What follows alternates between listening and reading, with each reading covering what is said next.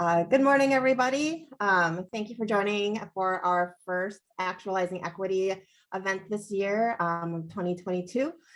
My name is Juhi Pomplin. I'm proudly the Executive Director of the Alliance here. And for those who are not familiar with our work, the Alliance is a coalition of community-based organizations and advocacy groups building shared power to advance strategic campaigns around the intersections of racial justice, economic justice, environmental justice, and health equity. And our mission is to advance justice and equity in economic growth and land development here in the Twin Cities. So for many years, the Actualizing Equity event series has continued to create space for community organizers and aligned stakeholders to build relationships and share knowledge and strategize together in our work to change the policies and systems that influence racial, economic, environmental, and health equity here in the Twin Cities region. And today we're going to be discussing how we actualize equity in transit planning with insight from the Blue Line Coalition. The Blue Line Coalition, or BLC, is rooted in the BIPOC and immigrant communities that will be most impacted by the Blue Line extension that will extend the current route up northwest to Brooklyn Park. And since 2013, they have been working together to make sure that government leaders recognize the project as a racial justice and regional equity issue, and that community inclusion and leadership must be central to all the planning and outcomes. And so for many neighborhoods, light rail lines in the St. Paul, Minneapolis area and across the country really have played a concerning role in pushing out, or those lines have played a concerning role in pushing out low wealth residents, immigrants, and communities of color from their homes and businesses. And for nearly a decade, the Blue Line Coalition has been working to integrate community voice into the planning process and create a different outcome for this multi-billion-dollar light rail extension. And as the project moves into critical decision-making stages, we are excited to be joined by the members of Blue Line Coalition to hear about their work and the new community report they've just released. So with that, I will pass it over to Ricardo Perez. He is our coalition organizer at the, well, he is our coalition organizer at the Alliance and leader with the Blue Line Coalition. So take it away, Ricardo. Thank you, Juhi. Good morning, everyone. It's good to be here. It's a sunny morning in the Twin Cities, I guess. Balmy, we were talking about it before joining the meeting, like what is it, 3 degrees Fahrenheit. So unlike a couple of days ago, it's getting warmer and that makes me feel hopeful. But yeah, we're here with the Blue Line Coalition. I'm very proud to be the coalition organizer that helps staff the coalition. And I guess that what I wanted to do before we start talking to the panelists is give a little bit of context about where we are with the Blue Line Extension project today. So you heard from Juhi about some of the history of our coalition. We've been around for almost 10 years. And in the past 10 years that we've been following the project, we have been supporting an alignment that went through specific neighborhoods in North Minneapolis, like Harrison and Heritage, to connect Minneapolis to Brooklyn Park. But last year, or in 2020, actually, we learned that the route was changing. So that for us was extremely important moment in the timeline of the project. Anyways, we've been supporting the efforts that the county and Met Council are putting forward to find a route, a new route that community supports. So we've been meeting with them and we've been putting forward information that kind of like tells them what are some of our concerns and some of the opportunities that we see with these changes. So basically, like one of our main concerns today with the route modification that is taking place is that the route modification process is moving too fast and we're not really making, like progress at the same speed to address the issue that brings us all together as Blue Line Coalition, which is the issue of involuntary displacement of residents and businesses And when we think about businesses and residents, we mean specifically people of color, Black, Indigenous, immigrant, people that live across the corridor.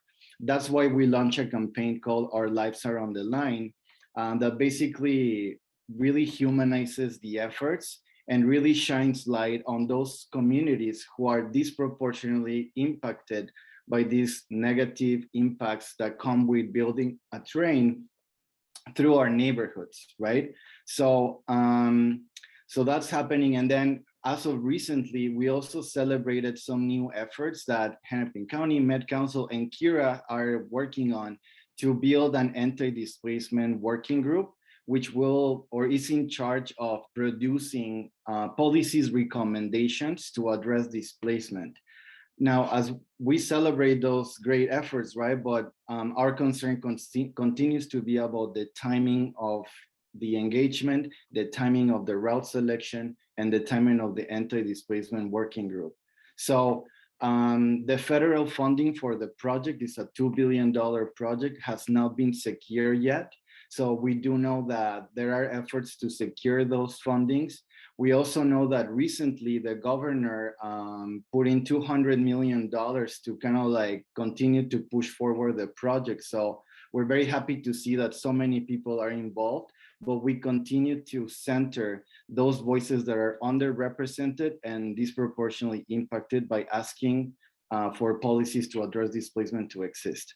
So I'm hoping that in the chat we can see like our website, which contains some of that information or all of that information, our tools that we have developed through the months in regards to the moment where we're at with the project. And I invite you all to check it out. And then I think like that's enough of the context for right now. So I don't know if I pass it back to you, Carolyn, but yeah. Nope. So into the panel. So first question, and if folks could, when they're speaking, the speakers introduce yourself as you're answering the first question. I forgot to say that during the prep. Awesome. So yeah, and yeah, so now we're gonna jump into the questions, and then so the first question that we have, and this will help bring additional context, I guess, too. So the Blue Line extension is more than 1.5 billion project that will bring 5 times that in additional investment. This is a major infrastructure investment funded with our money, and that efforts will impact our communities directly. So we often start talking about, you know, like these development opportunities, about the bad things or the deficits, the challenges and the threats. But we also want to be able to step back and let our joy and our imagination guide some of these situations. So for this first question, I guess I wanted to hear from you, if you're able to kind of like share, if your community were able to dream, and for that dream to become a reality, what would your neighborhood look like 20 years from now? And how would your friends and family benefit from what's going on? So that's kind of like the question. And I'm hoping that maybe, Candy, would you like to go first and introduce yourself? Oh, sure, Ricardo. Thank you. My name is Candy Bacon, and I'm with MICA and also with Heritage Park Neighborhood Association. I've been with this project for, oh my gosh, for a while. I mean, like close to maybe 10, 15, 16 years or something like that. Yes, I have big hopes and dreams for this project. And I'm the one who always asks for the party train. Yes, because I am a car dependent person. So therefore, for me to get on the line, it has to be something fun and exciting. And then, of course, I want all the amenities around, and I love a zip line, even though I'm old, but I'd still want one. And I just want the fun and the excitement, like, especially with the stationary stops, how we could design them to be more inclusive and more playful instead of policed, and to be more, I know this thing sounds crazy, but at a stationary stop, I would like an edible garden where you could pick herbs or tomatoes or mint or something crazy like that, and you could just pick it and just eat it or put it in your drink as you're getting on the train or whatever. Or if they had those paid massaging chairs, right there on the thing. I mean, that would be, while you're sitting there waiting for it to come and you could have like a body massage. Oh, that would be awesome. That's the kind of dreamer I am. I'm all about fun and amenities. Thank you, Candy. And yeah, absolutely. I really love whenever you bring that up during our meetings and stuff, because whenever you say that, I'm like, yeah, why not? And I think like that's like the primordial like organizer question, right? Like why not? And I really appreciate you always pushing us to dream big and imagine things that actually we would enjoy and be happy with, So all right, so maybe we can then pass it to Amanda. Would you mind introducing yourself and answering that question, Amanda? Thank you. Yeah, for sure. Thanks, Ricardo. So hello, everyone. My name is Amanda. I'm with CAPI USA. We are located in Brooklyn Center, so we are directly in the line of the BLRT corridor. I haven't been on this project for long at all. I maybe just started in May. And honestly, when I started, I kind of had the idea like, what's the big deal about this transit line, But then after being a part of the coalition, I really, like my eyes were opened because I realized, I shouldn't be saying that because I'm literally going to be the ones affected by this blue line. So I would say how I imagine my community to be like if I could dream a dream with this blue line coming through is I would want it to stay exactly the way it is right now. I don't want anybody displaced. I literally live across the street from my grandparents, around the corner from my brothers and sisters, and like 2 blocks down from like my cousins. I don't want anybody to be displaced. I want to be able to walk into my favorite Asian supermarket and run into my aunts and uncles. So if I had to be very honest, I would say I don't want my community to change at all, but I do want us to have the advantage of having this transit line come through so that we could use it and we could also bring revenue to our small and local businesses, such as our Black barbers, our Oriental markets, our African markets, our local churches. I want to ensure that when this blue line comes through, nobody gets left behind. So that's how I would personally answer. And I think my community says the same, having that within the Blue Line Corridor, we are filled with a bunch of AAPI community members and many of them who are refugees. So that is my answer. Thank you, Amanda. No, appreciate that. And I really always appreciate you showing up to our meetings and learning from your experiences. And then, yeah, like I remember learning how like our businesses of color or like what they call like ethnic business or whatever, like they draw people from like hours away because we meet a cultural need that is not very available everywhere. So I completely agree with you that those businesses will greatly benefit from having reliable safe transportation available to or close to them. But anyways, so next I was hoping and wondering if Nicole, you mind stepping in and addressing the question and introducing yourself. Thank you. Thanks, Ricardo. My name is Nicole Bueller, and I'm the executive director for the Harrison Neighborhood Association.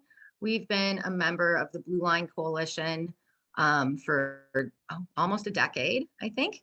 And for Harrison, we're in kind of a different position than other folks, maybe coalition members, in terms of our position along the former route.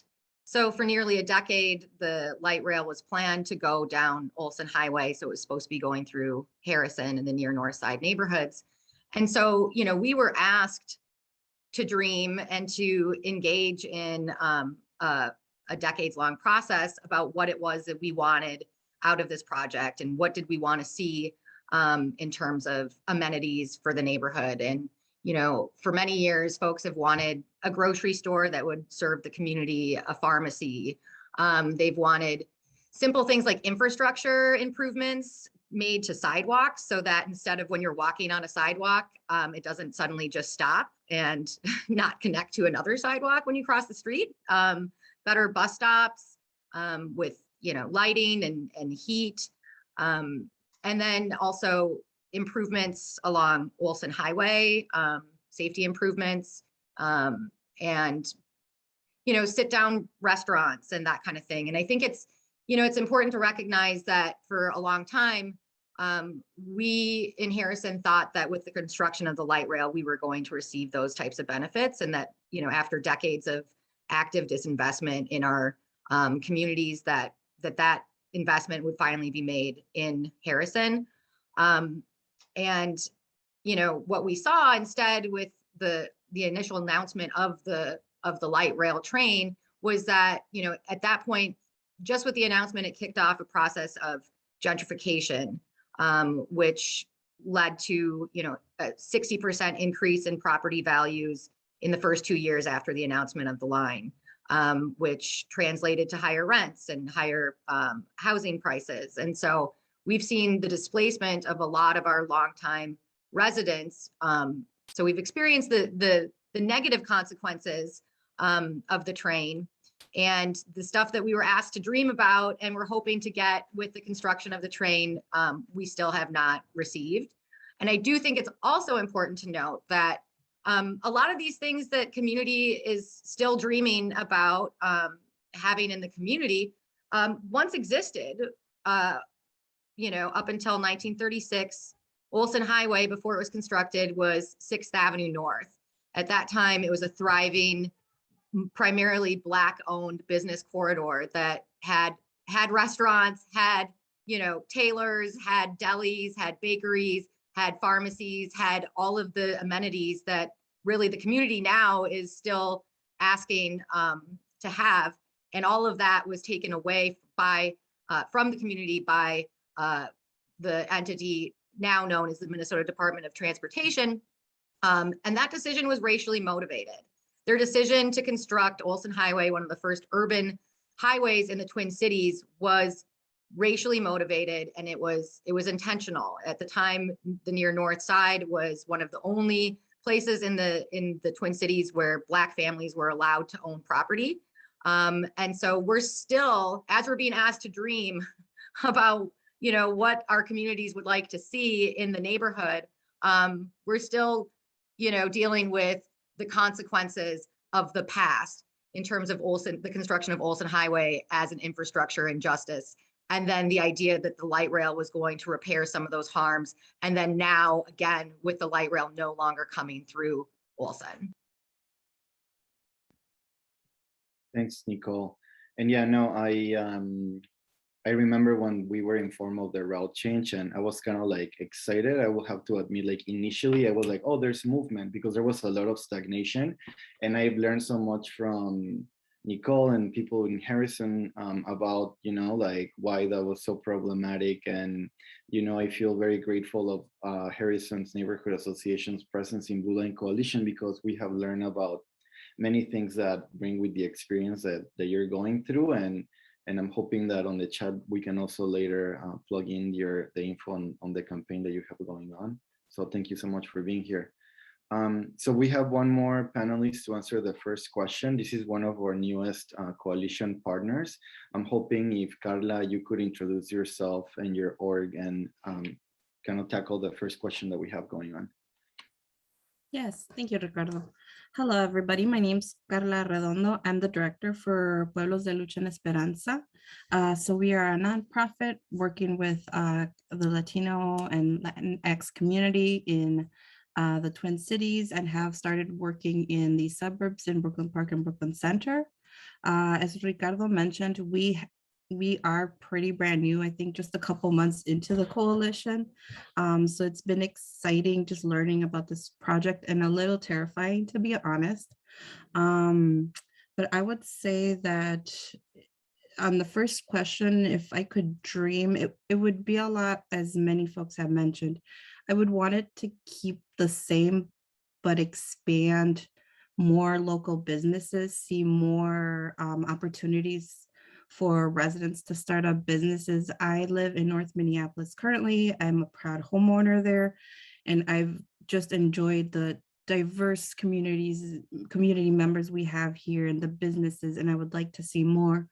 I would, in 20 years, imagine My friend being able to come visit me over north, not having to take 2 buses just to see me and just take the light rail easily, and maybe even stop by a restaurant that would be off the light rail and say like just hang out, instead of her having to waste like an hour and a half almost on 2 buses just to come see me, when the light rail would be just great for her. And I would dream of having shelters at these light rail stations where you can sit and it's closed, because many times the shelters are open and yes, they are heated, but I think it's better if they're closed, so then you're just kept warm. And I would agree with Candy that we need to have more party lights around like that. We just need to have party. Thank you, Carla. I also appreciate your efforts in not only translating this information from very technical stuff about the project, which you said is like, it's really frightening when you're hearing all these things, but you also help put in another language, like some of our other partners, right? So you kind of like have to think about your audience as someone who might not speak English as their main language.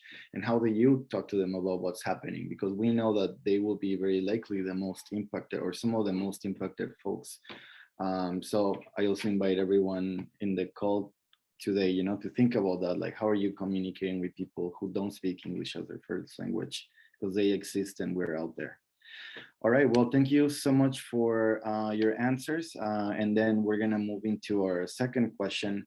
So the first one was to kind of like start, with the dream, right? But we're gonna kind of like come back to reality on this question too, to ask the following. So we know that transportation planning in our state and across the country has a history of excluding our communities and being unwilling to hear or act on our feedback. So whether your organization has been engaged with the Blue Line Coalition since 2013 or just getting involved, what have been some of the barriers that you found in this planning process, and what concerns have you heard from your communities? So I'm gonna try and remember the order that we started with, and I believe Candy went first. Would you mind going first again, Candy?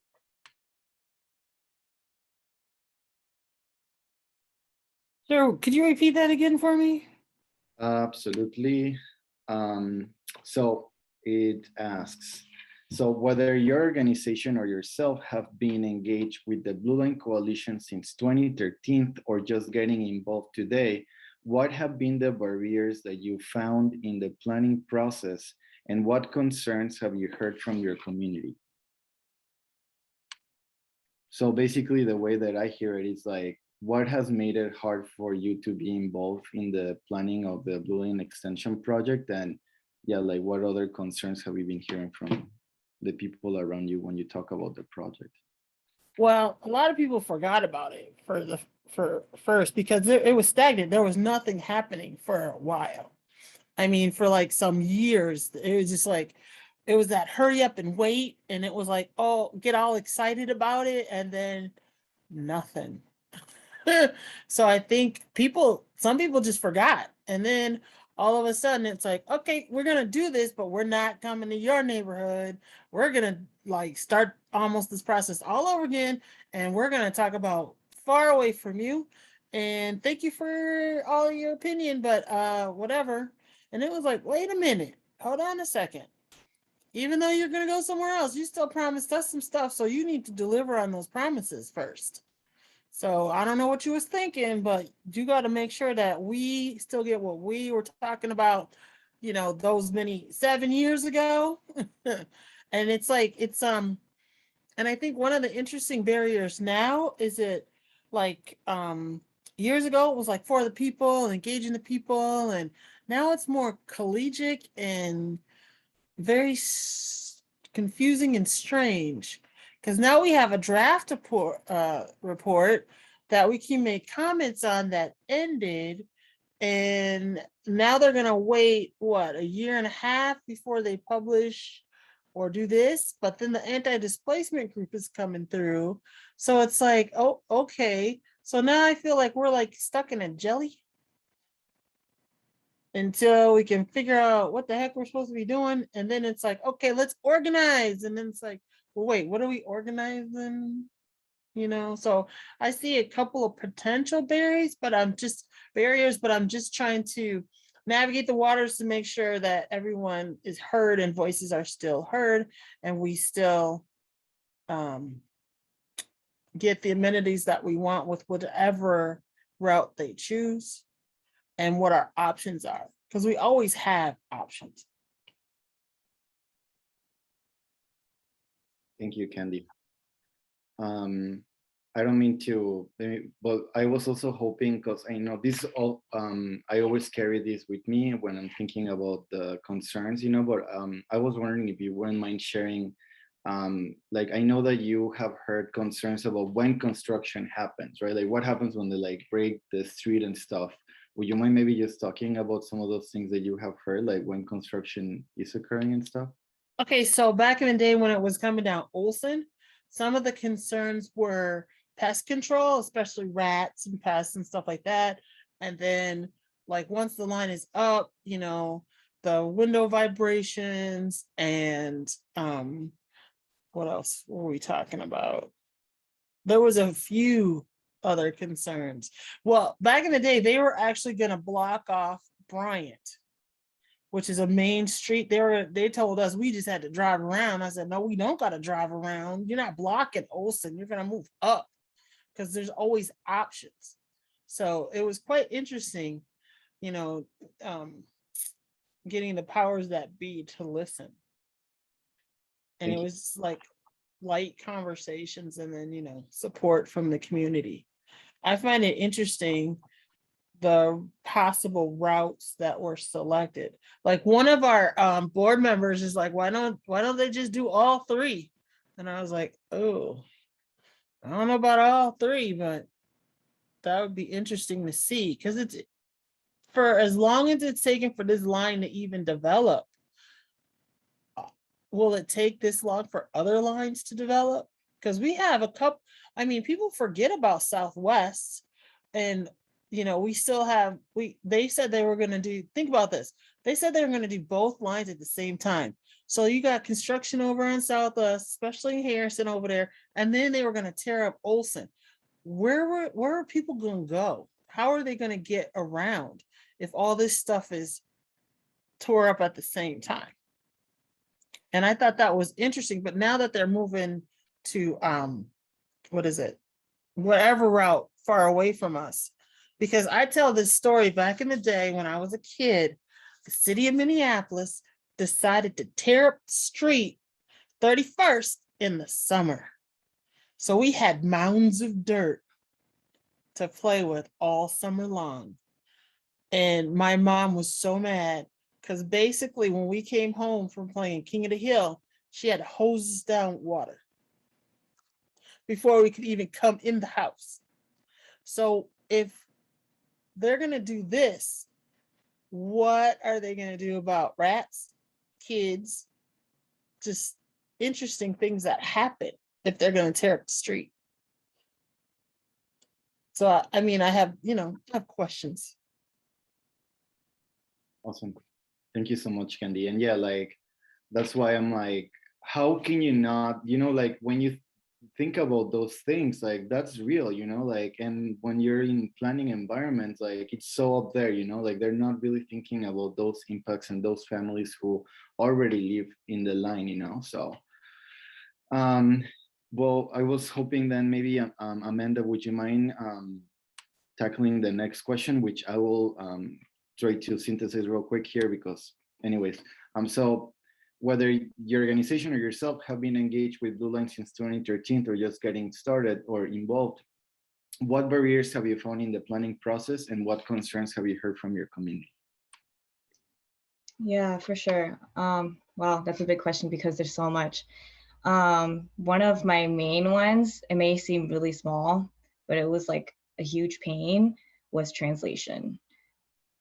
In the AAPI community, especially like in the home community as well, there is no word to define like a blue light rail coming through your neighborhood. There's no word to define displacement. How do you explain to these Hmong seniors who literally were refugees coming here that they could possibly get displaced?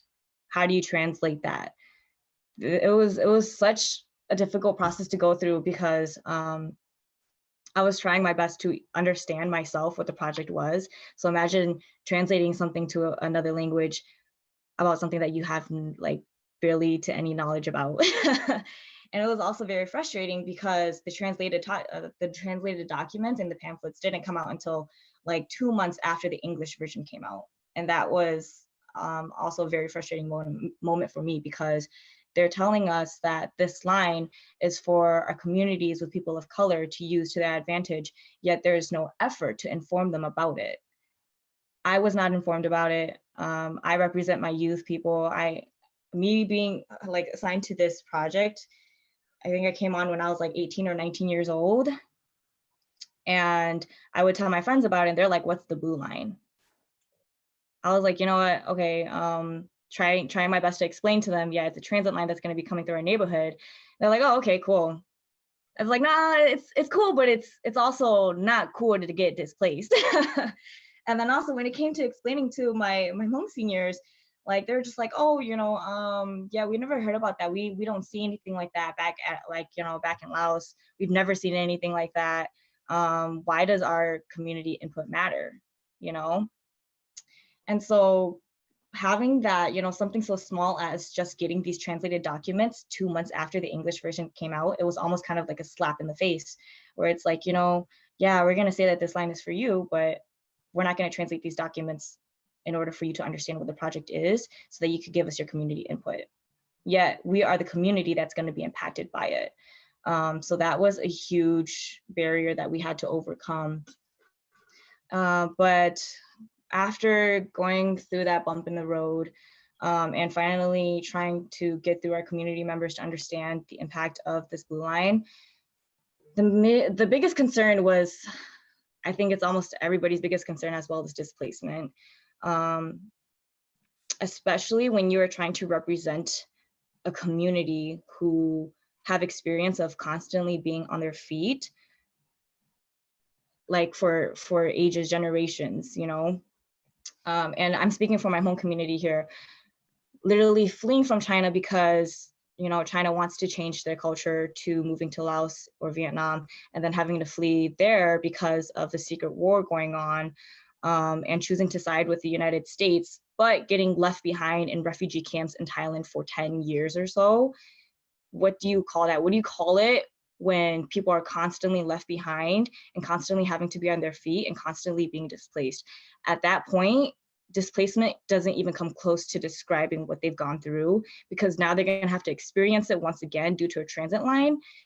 They've literally gone through war and gone through being forgotten in a whole separate country. And yet, once they finally have gotten sort of like a peace of mind in the United States, they are at risk yet once again because of a transit line. And so that is kind of what angered a lot of our API community folks, because they have experience of constantly being on their feet.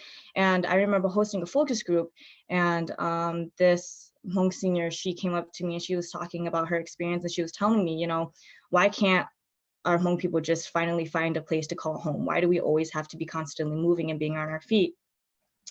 And so I was kind of speechless. Like I said, you can't even call this displacement anymore. What do you call it? Gentrification? Do you call it marginalization? Injustice, inequity? It's literally just unfair, and that's it. So we need to ensure that once this blue line comes, we testify for those who feel as though they don't have voices due to whatever it may be, language barriers or such. But we have to make sure that nobody gets left behind, especially those who have experience and history of constantly being left behind. And so those are just some concerns that I had heard from doing work along the Bottineau Corridor. And I haven't been doing work long, but it was a really pressing moment for me, and also a very emotional one, because it allowed me to get back in touch with my roots and listening to, just stories about my grandparents, what they had to suffer through, and my Hmong seniors, what they had to suffer through. So that is something that I hope you guys will also take to heart and do your best to spread the word and represent our community as well. Thank you so much for sharing, Amanda. And yeah, like I've been in it for a couple of years now, and I never connected the dots that way, that like, yeah, like our communities who are immigrant, like many times have been displaced multiple times already. So I sometimes get frustrated. I didn't understand, why do sometimes the community I feel connected to rather flee than sticking around and fighting, you know? But it's because it's embedded in us that we're disposable, you know? So that's why I'm so proud of the work of our coalition, which is putting like a question like, why should we move? Why can we stay and how can we stay? But anyways, thank you so much again. And then I believe next, Nicole, would you mind sharing your insights on this other question? Yeah, I think for Harrison residents, it's been frustrating. The part of the process that I think has been really frustrating for folks is that they were, to some extent, brought into a planning process. They, as I mentioned earlier, asked to dream about what the future could look like, what this project could bring in terms of investment for the community. And then ultimately many of them were displaced by the project itself. You know, when we first found out that the light rail was going to be rerouted, H&A, we reached out to a lot of the folks in the neighborhood who had participated in past community engagement efforts around the planning of the light rail. And a number of the folks that showed up said, yeah, you know, I would have really liked to have invited my neighbor, my old neighbor, who was part of these conversations for years and came to these planning committee meetings, but they were forced out of the neighborhood because they couldn't afford to live here anymore.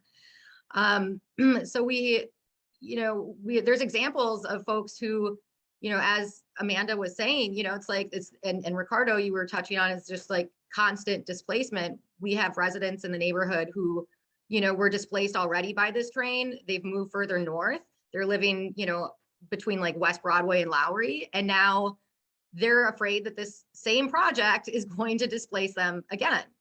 And so, and as you were saying as well, Amanda, about, you know, the experience of refugees, I think it's also really important to highlight that, you know, there were a lot of folks that had been living in Harrison in the former public housing units that were destroyed by the Holman Decree. And through that process, those folks, they were brought into a 5-year planning process that asked them to envision what they wanted in their new community. But at the end of the day, they were displaced, and less than 5% of those folks were able to return. And a number of those folks are living in other parts of North Minneapolis now, or in Brooklyn Park. So you see this process of displacement over and over and over again. And by, you know, bringing us into the conversation and asking us to dream about these things and what do you want from this project? And then at the end of the day, you're going to be displaced by it. I feel like it's adding insult to injury. You're asking these people to design their own displacement. And it's got to stop. And I think some of the things that came out of the planning process and the community engagement around, you know, the former route was, you know, community members and H&A saying, we know that there are risks associated with this project. We know that this could lead to displacement. We've seen it before, and we want assurances that it's not going to happen. We need affordable housing. We need anti-displacement policies like rent control, or, you know, tenant opportunity to purchase, and things that are going, and massive investment in the community to make sure that the people that are existing here today get to be the ones to benefit from this project. And we were ignored. And I think that there's recognition at this point, and we were told at that point, oh, that's all that's going to come with construction. We're not going to see that right now, but once construction gets going, then that will come. Well, what we know is that the process of gentrification starts with the announcement of the route. It doesn't wait for construction to begin. And so what's frustrating now is the fact that we know these things. And Harrison, you know, we've been sounding the alarm bells and saying we can't move forward with another route, like, you know, on West Broadway or Lowry, until we make sure that we have these things in place. We need anti-displacement policies now. We need commitments for investment in the community now, or it's going to be too late. And so what they're doing right now is, you know, recognizing, yes, that we know those things. Thank you. You know, we've learned the lessons from Harrison in terms of what happens but they're still going forward in a way that is, just the status quo. We've created an anti-displacement policy table, which is amazing. And I'm, happy to see that work going forward. But unless that work lines up in terms of timing with the actual selection of a route, it's not going to be any different, I don't think, than what we've already been doing. And that is going to lead to the displacement again of our communities. Thank you, Nicole. So yeah, that's why, I know that our coalition brings into these spaces this knowledge that goes beyond many layers, and the layer that Harrison is able to elevate about the impacts of on our communities when the route is announced, not when construction starts, because I feel it's so technical minded that you have these timelines that start when construction, but it's in reality, the market moves independently from the efforts of the planning team, right? You cannot control the investors that are going to come in and start buying buildings. So we must do something about it to stop the displacement from occurring early on, not after some of us have gone. But we keep hearing, we want to stay, so. Anyways, thank you so much, Nicole. And then Carla, would you mind tackling this second question? Thank you so much. Yes, thank you. I think as we're just brought on, again, like I mentioned, a few of the concerns have been just the outreach of the Land X community in North Minneapolis and in the suburbs of Brooklyn Park and Brooklyn Center. I think based off the report they shared, it was 7% of folks they've engaged through survey were Latinx. And we know that there are more than that in both North and the suburbs. So that's been a really frustrating thing for myself. And living in North Minneapolis off of the proposed, one of the proposed routes of Lori, my neighbor, he's Latino, I've been sharing to him, did you know the blue line is possibly going to run through here? He's like, no, I did not know that. And I've shared this with the coalition members. I think it wasn't until the beginning of January, mid-January, when I received a postcard that they were doing engagement at the Lowry library and either on Zoom. But if it were my dad, and I shared this in our report, if it were my dad who's working 2 jobs, those times don't work for him. He's not going to want to go to a meeting after working 2 jobs just to help support his family. That, he's just not going to be, he's just not going to do that. So it's just frustrating to hear they're doing this engagement. They want to include the community, but their survey shows that they're not asking for folks like the Latino community. They're not, again, I live off of the proposed routes. I did not hear about it until January. And before that, I knew about it because of Pueblos and us joining the coalition. If I hadn't joined the coalition, I would have never known that the light rail was coming until they started breaking up the streets, closing off the roads. I'm well, now what am I going to do? How is my house going to get affected? How are my neighbors going to get affected? I have a Asian store down the street from me, next to what used to be Banana Blossom. Are they going to be displaced? That's a business I enjoy. I love going to and supporting. But again, we're not hearing the engagement. They're asking folks to comment, but it's online. Many of my parents are older. They're not going to know how to manage the web and input their surveys. Again, they're not going to want to do that. It's not until you go to where the community is at to get their engagement. So their outreach efforts have been the most frustrating for me, as our community wanting to share. They will share with you. If you talk to folks, they will talk to you. They will express yes, I think the blue line's a good idea. But what's going to happen to folks? What's going to happen to businesses? What is the plan? And when you ask, there is no plan in place. So what's going to happen to my home? What's going to happen to the neighbor's home? There's none of that. And it's just frustrating to hear yes, we're addressing it. Yes, we're going to do it. But what is the plan? We need to know the plan to say okay, I support this route or I support this route. Thank you, Carla. And yeah, no, that's actually a great point you're making there, because in the process of the project where we're at, we're kind of like the county, Hennepin County Med Council are trying to find a community supported route.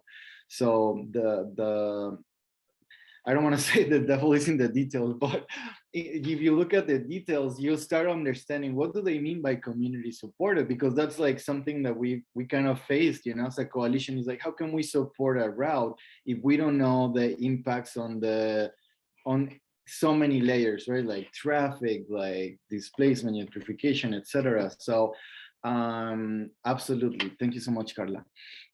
So now we maybe wanted to take a quick moment to share briefly on the screen for you, all of you, to see a tool that we have kind of like developed, you know, in the moment that we're in the project, just to kind of like show you like what do we do, right? So, I mean, you'll see in here the name of our campaign, which again, thank you, Carolyn.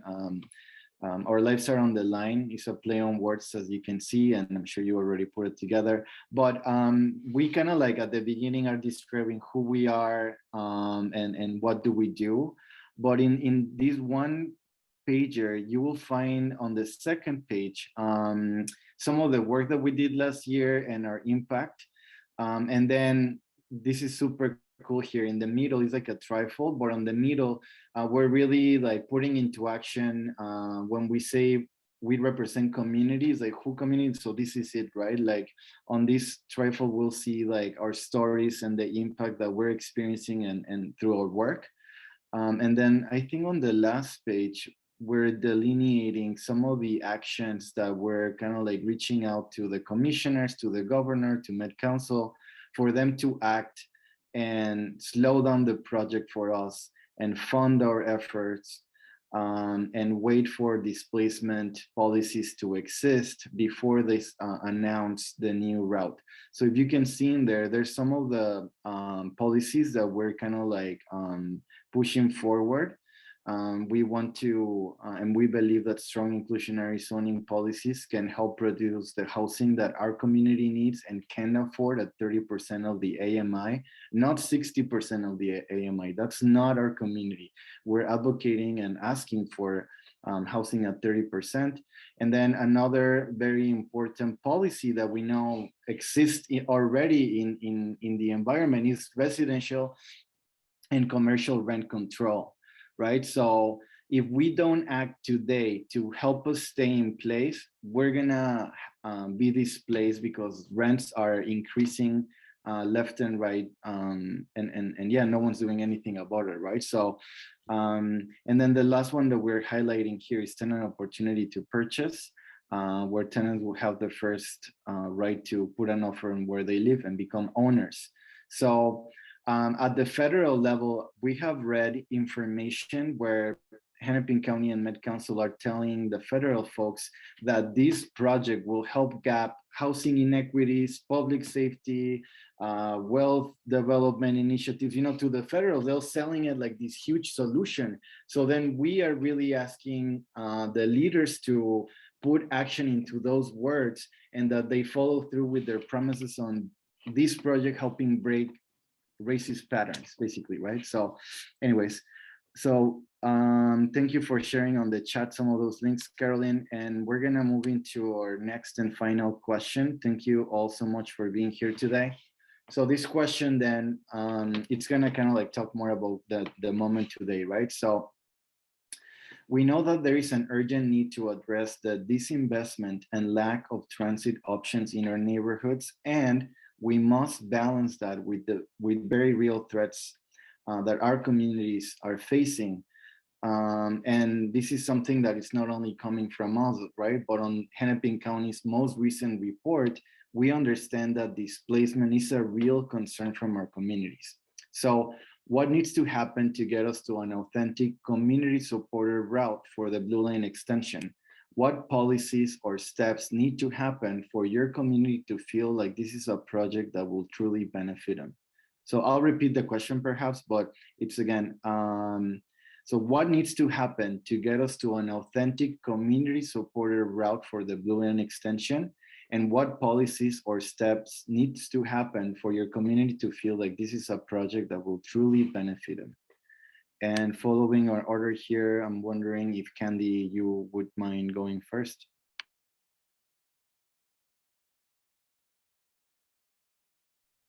Sure.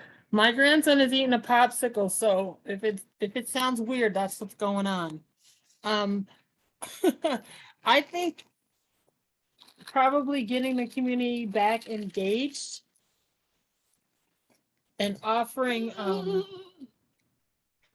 I think showing that the powers that be, that they're authentic in really getting this project up and off the ground and making not promises, but building on those commitments that were already made is a show of good faith in the community. And I think that's what's going to have to happen. Some shows of good faith and get people re-energized and re-involved with a clear plan and clear steps. Sorry, guys. To re-engage the committee and of course the history of the project, because there's a lot of new faces and new people and things that were done in the past that can be assets in the future. Thank you, Candy, and thanks for making time. I know that you're there with your grandson, and I have a 3-year-old, so I know that it's very busy. And yeah, I would also maybe take a moment to say shout out to Lashela Sims. I don't know if she's in the call, but she's a longstanding community member, BLC partner that I have learned a lot from, and I respect a lot the history of the coalition a lot. So,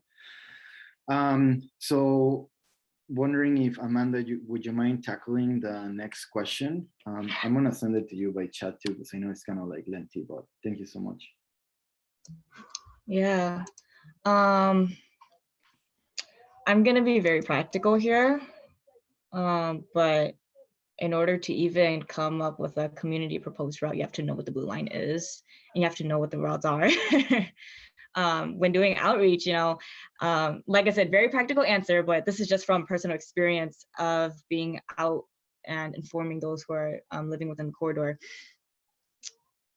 Those visuals can be very misleading, okay? Especially when you're trying to explain this huge transit project to somebody who doesn't even know what the blue line is or have never used Metro Transit. They will simply look at the visual and they'll think, oh, well, I don't know much about transit, but I think Lowry. And when I ask, oh yeah, can I get your community input? Like, why are you choosing Lowry? Well, it's in a straight line. Like, isn't that easier to have a transit line that goes just straight, so it doesn't cause too many road blockages? And like being somebody who, you can't really try to persuade them any sort of way to choose whichever route. You just kind of sometimes have to accept it. Or you could try to explain to them to your best, the best of your ability, this is way bigger than just a straight line. But I would say, yeah, simply just explaining to them what the blue line is and the pros and cons of each route goes such a long way into actually taking that step forward into coming up with a community proposed route where we all could hopefully agree on. But as for the policies or steps needed to happen, let's see, I would say the most common answer that I've been hearing thus far when it comes to addressing displacement is, oh yeah, we're gonna build more affordable housing, okay? And that is kind of a big concern for me because I know my buddy Will is on here. He was the one that informed me about this, but just seeing that how bad it is already on the waiting list for public housing and for Section 8, there are plenty of people already who are waiting for a roof over their head. So how could we ensure that affordable housing is even going to be enough for the families who have been displaced? All right, and so that's one of my biggest concerns.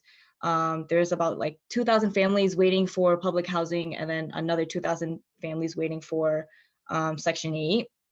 And I believe like the waiting list was only open in November for public housing for like 4 days in November. And then it was just suddenly closed and nobody knows when it's going to be opened again. And so my concern is, how do we know that affordable housing is even going to be enough? I understand that the process isn't the same, but how do we even know that affordable housing is going to be enough to house the people who are going to be displaced due to this blue line coming their way?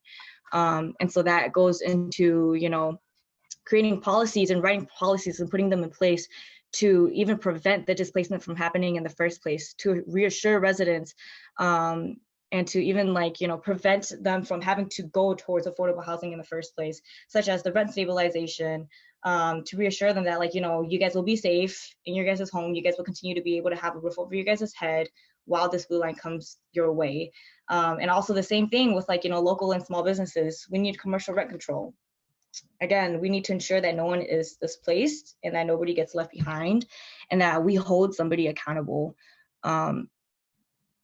There are a lot of answers that can't be answered because it's never been answered before. But we've seen it happen with the Green Line, and we are in a point in the timeline where we shouldn't have nobody accountable. We need to have these answers, and we can't repeat history. Please, we cannot repeat history. So I would say the two main policies that I would totally love to see enacted and put in place is rent stabilization and commercial rent control. Awesome. Thank you so much, Amanda. Nicole, would you mind going next on this third question? Thank you. Well, yeah, I would certainly echo the fact that we need rent control. We need, you know, residential and commercial, but, you know, H&A, we were a founding member of the Minneapolis United for Rent Control Coalition that has been organizing and advocating for over a year now to advance rent control in Minneapolis. And, you know, we're calling for a very specific proposal. We need strong rent control. We need an assurance that rents are not going to go up any more than 3% every year. And we need a strong policy that's not going to include corporate loopholes like an exemption for new construction or things like vacancy decontrol.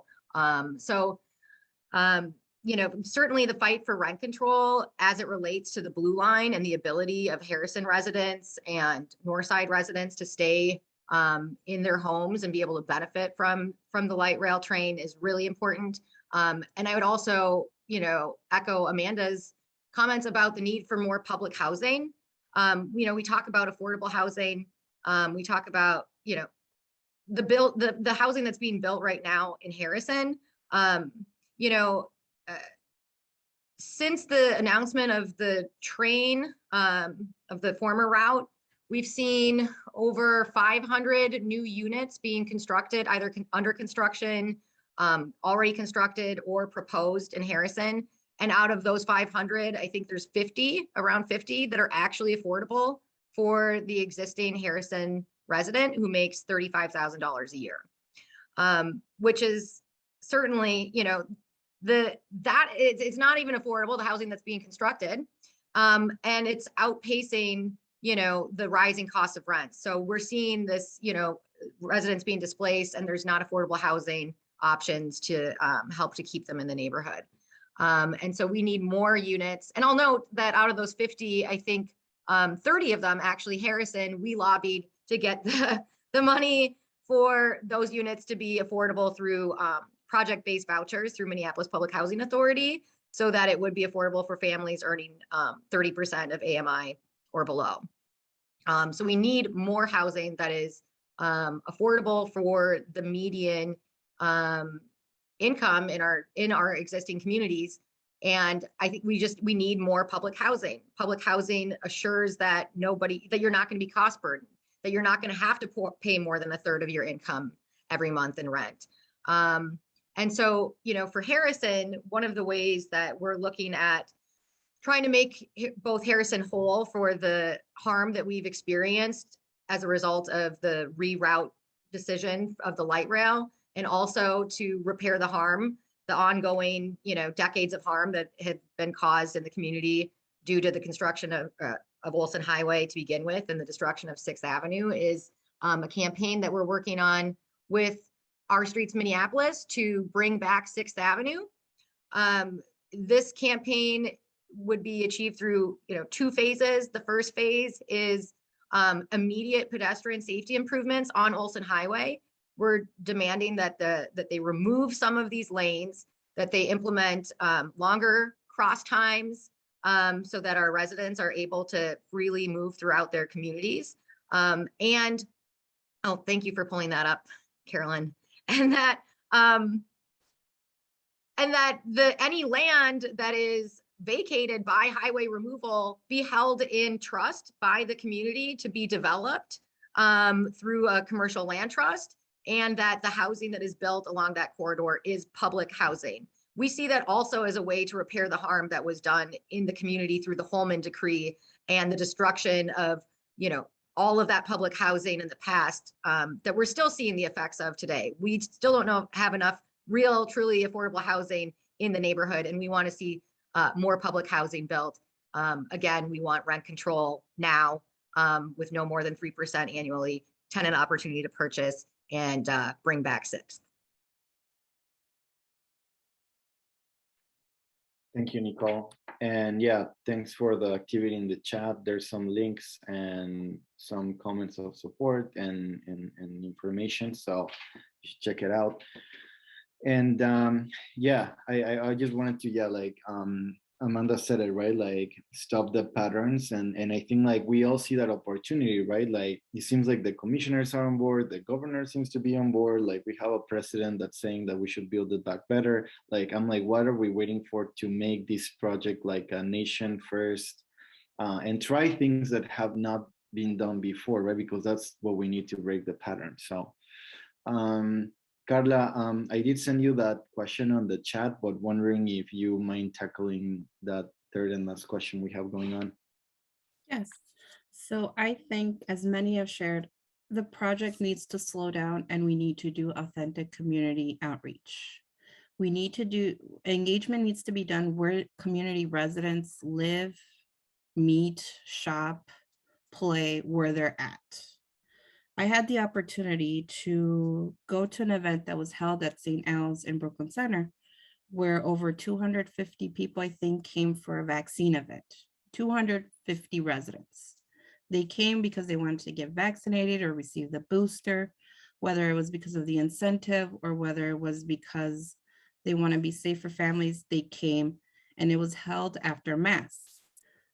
If 250 community members are able to come downstairs after Mass to get vaccinated, why can't the outreach for the Blue Line be done like this as well, where it could easily be held at a local coffee shop in North Minneapolis, like Sammy's Avenue Eatery. I love going to Sammy's, having a coffee, having a sandwich, or hosting it after a Mass in Brooklyn Center to engage more residents. Again, based off the report, I think it was 6% of Latinx community members engaged. Is that really representative of how many community members live in North Minneapolis and in the suburbs? I don't think so. So community engagement needs to be done where people are meeting, where people are at, because it's important. As I mentioned, when I went to this event, we asked folks, what would you do if you had 2 extra hours of time during the weekdays? Many said, spend time with my family, spend time with my kids. With the Blue Line, it will reduce that time. And again, like, we were able to get engagement from like 100 folks asking, what would you do with that extra time? Spend it with family. And it was just simply going to this event after Mass. So we need to show up where folks are meeting, where folks are eating, where folks are shopping, to get that engagement, to really have their input into the Blue Line extension, not having folks go online and say, well, the comment period is here, you have to go on there and share what you think, when we can easily just show up to the Mass, ask them, hey, what do you want to see? How do you want the stations? Where should the stations go? And you'll get 200 people plus just coming to this event. Again, but we're not going to meet where folks are at. And I think that's really important. We need to go where they're at and not offer, say, well, you can come to the Zoom meeting, learn about it, or you can come to this event and meet about it on a weekday at 2 p.m. when I know for the Latinx community, it's like you're working 2 jobs, even more. When you're getting home, all you want to do is rest and spend your time with your family. As many folks said, like if they had 2 extra hours, they want to spend it with family, not on a computer, not on the website saying like, I think this, because they're just tired and exhausted from working long hours. So we need to meet them out there. And again, we need to compensate them for their time. They're more than happy to share, but there needs to be something that will benefit residents. Many times we're asking them to do surveys or we're asking for their feedback, and they'll be like, well, what is this going to do? How is it going to benefit me? Who is it going to go? And many times we're like, oh, it's going to, like, it's going to, community input's going to influence this, but then they never hear back, like, did their community input make a difference? Did it benefit? How is it benefiting them? So we need to have something as well to compensate them for their time. And I think it's important, again, just to slow down the project a little bit, do that authentic community engagement where folks are at. And when they're meeting, not on a Monday at 2 p.m. or a common period online. Awesome. Thank you so much, Carla. And absolutely, as we heard today, like we are experts because our lives are on the line. And I know that for our community, Spanish-speaking community, like many times we don't drive, you know, we use public transportation. We live in a city, work in another city. So we are also experts and their efforts will be incomplete without us. So I completely agree with you. And yeah, no, it's been great to hear from all of the panelists, Blue Line Coalition partners, about your insights on these 3 questions. I know that we're likely gonna produce something to share after the meeting with some of these great pieces of information. But before we finish, we do wanna move to ask all of you who are attending this meeting today, do you have any questions that you would like to put forward? I know there's some stuff happening in the chat, but now we're kind of like opening it up to you all. Do you have any questions? I think you can raise your hand or unmute yourself. Carolyn, I don't know if there's a protocol. What I do see, Bill, would you mind? Yeah, my question surrounds developers. I mean, it seems like, I mean, these lines are eventually going to go in and the developers are going to develop the property. And it seems to me that one of our primary goals is to work with developers such that they put in adequate numbers of affordable units. The developers aren't going to put in all affordable. They're going to want to put luxury in and market rate, which is the same as luxury. But how do we get a significant percentage of these new developments that will go in along these light rail lines to have an adequate number of affordable units? Thanks. Exactly, without a wait list. Thanks, Bill. And I know that we do have a policy that addresses that. And I think, Nicole, you're unmuted. Would you mind taking that one? Yeah, so I think, you know, strengthening our inclusionary zoning requirements is one way to require that any development that is occurring in, you know, the city of Minneapolis, for example, or cities along the corridor would be required to have 30% of those units affordable at 30% of area median income. And then Harrison, we're also calling for currently publicly owned land to be developed as public housing. Thank you, Nicole. Yeah, and absolutely. Anyone else from the panels, would you mind want to take that or? Cool. And yeah, I just wanted to say that, yeah, like rather than having like a building with like 20% of units at 60% AMI, like we want to have buildings that are 100% affordable at 30% of AMI, right? And I believe that with intentionality and accountability, we can produce that kind of housing for our communities, because it's not. I think we more wanted, because I, of course, in Heritage Park, I'm always worried about concentration of poverty. So I do like the mixed income where we do have different incomes in the units. So I do like not all, but maybe 30%, 40% of mixed, income, because we want it affordable, but we don't want to get concentration of poverty. That's all I'm saying. Sorry. No, that's okay. And yeah, I know that's a very heated conversation, and I know that I personally believe that we need a lot of affordable housing for all of us. But again, that's why it's a great coalition to be a part of, because we share different opinions. But at the end of the day, we are centering the needs and the vision of our communities. Thank you for that. Are there any other questions from you all attending the meeting today around some of the things that we're discussing? You can raise your hand or mute yourself. I see Felicia's hand is raised. Oh, sorry, I didn't see that. Please go ahead, Felicia. Hey, y'all, thanks so much for having this panel today. It's been super helpful for me. My name is Felicia Perry. Longtime Northsider. I live just 2 blocks off of West Broadway Avenue. I have lived off of like a block or 2 off of West Broadway Avenue for the last 2 decades. I'm really very much, concerned about a lot, and very intentional about trying to be a part of a lot of these spaces. I also serve on the business advisory committee for this particular project. And so all of this conversation, particularly about like development, is super important to me. The question I want to pose to you all on the panel is, so when I'm thinking about even, trying to prevent displacement, and what are the factors that factor into why people end up having to move out, and we talk about things not being affordable, I feel like more conversation around things like our income and how a project so huge can affect our incomes for generations to come. And I don't want us to miss those opportunities. So I'm really interested to hear people's thoughts around like what even I can bring to the Business Advisory Committee as to what that would look like.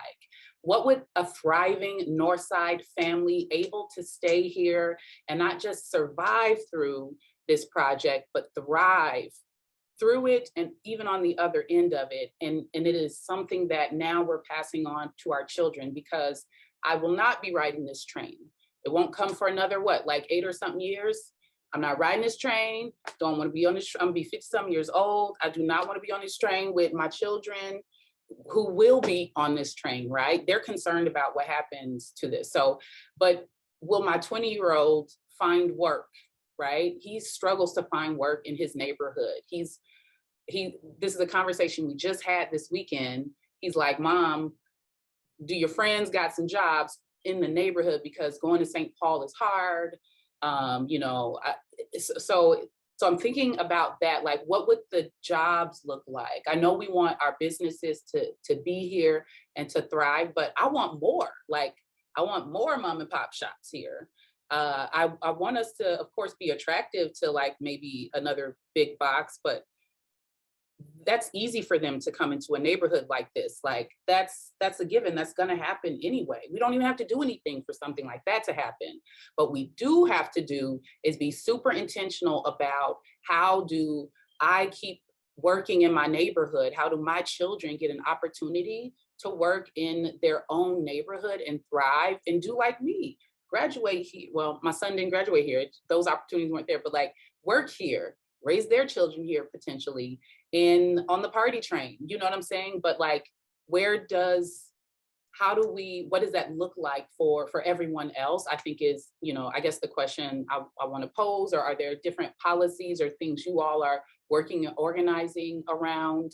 And I do want to throw out myself as a resource, as somebody on the Business Advisory Committee, and in a position of a bit of influence, to be quite honest. So, and I'm also serving on the selection committee for the anti-displacement work group. So I'm very intentional about where I want to be, where I can elevate what it is, community wants, needs. I'm a person you can tell that to, and I'm trying to figure out solutions and co-create that. So that was just something on my mind I wanted to throw out there, and I'm done now. Good to see everybody.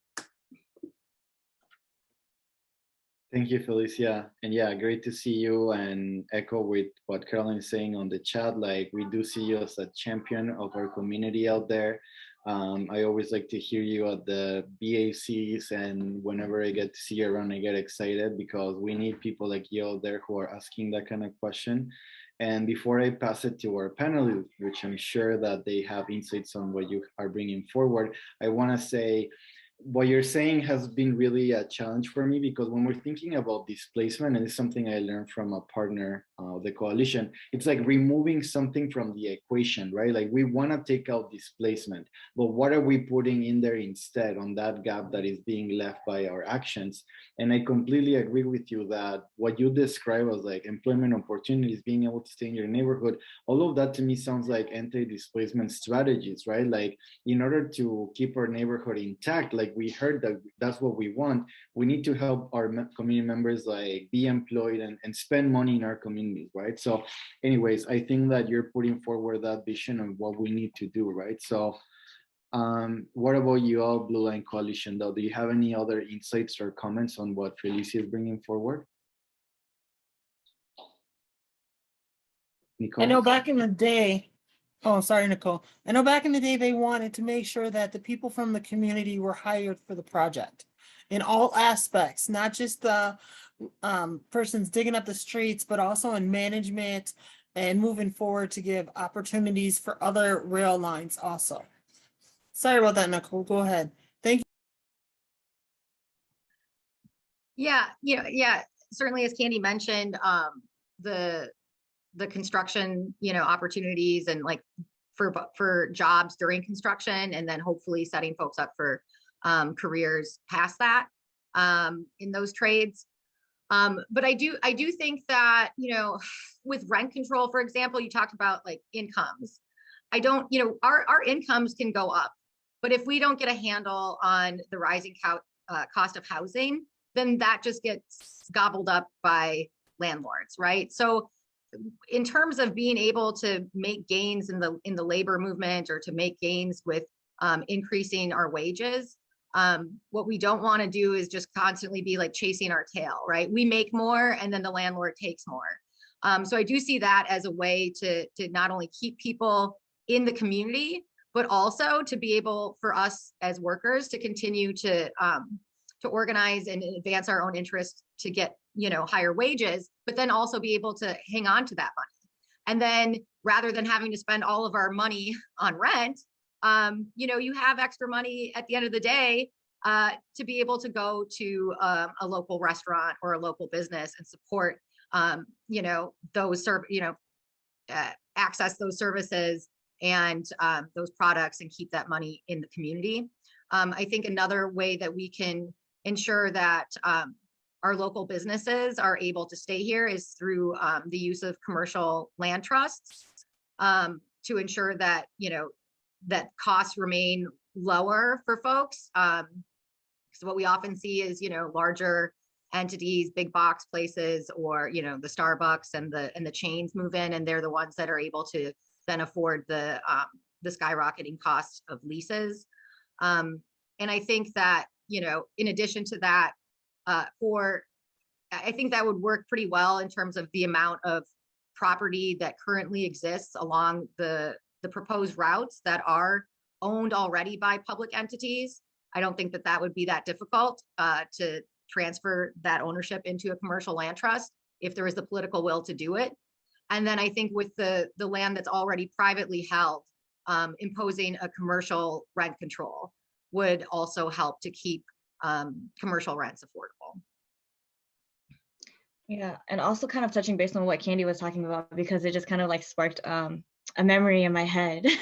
When I was hosting a focus group with the Hmong seniors, they mentioned, oh yeah, isn't there a way to develop jobs within the Blue Line, right? And I was like, what do you guys mean? And they were saying, well, why are they going to bring this line here into like, communities filled with like API refugees and everything who probably can't even speak English, and they expect us to use it? Well, if they're going to put it there, then we're going to use it, but how, So why don't we develop jobs within the BLRT so that they could translate to us, or like they could direct us and guide us into where we actually want to go? And this was also during the time where Asian hate crimes were actually spiking, you know? And so many of the seniors, they were actually against the blue line coming their way. They were saying, oh, you know, we don't want to be an easy target.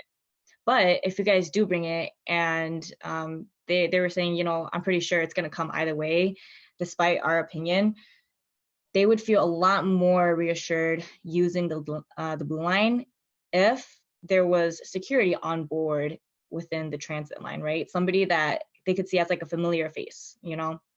So if you guys are talking about more development and jobs, I would say literally add more jobs within the BLRT, like literally inside the train to help translate, to help guide our seniors into, you know, bringing them to the location that they actually are wanting to be in. But I just like, back to what Candy was saying, that's kind of like a memory that sparked in my head. So I just kind of wanted to share that as well. Awesome. No, thank you so much. And yeah, I actually, on that note, I wanted to shout out to a couple of our partners. One of them is Acer, who is very present in the northwest suburbs. And they, you know, have partnered with cities like Brooklyn Park to produce like business incubators to prepare small businesses for whatever comes their way, because we do understand that immigrant businesses need more time. Sometimes it's not resources because they exist, but it's like time to be able to access that. And then I was also just reminded on, yes, the partners with MN350, who are also newer Blue Line Coalition partners, and our streets, who have a very clear idea on what does safety look like in public transit systems, and the need for ambassadors in the trains and not police necessarily, right? Not criminalizing our communities, but like what Amanda was saying, like actually like intentionally helping us thrive. So, you know, this is a kind of like things that we get to talk about with Blue Line Coalition when we gather every month to talk about the Blue Line Extension project, but also about our communities and the people that live on the line. So let me see here our agenda real quick. Caroline, I don't know, what do we have time for another question, or what do you think? We usually just kind of make space at the end for the panelists to either kind of share a question that they would like folks to walk away with, an action that they would like folks to walk away with, or any closing thoughts. Awesome. So maybe we can start with our order. So Candy, do you have any last thoughts or questions that you want to finish with today?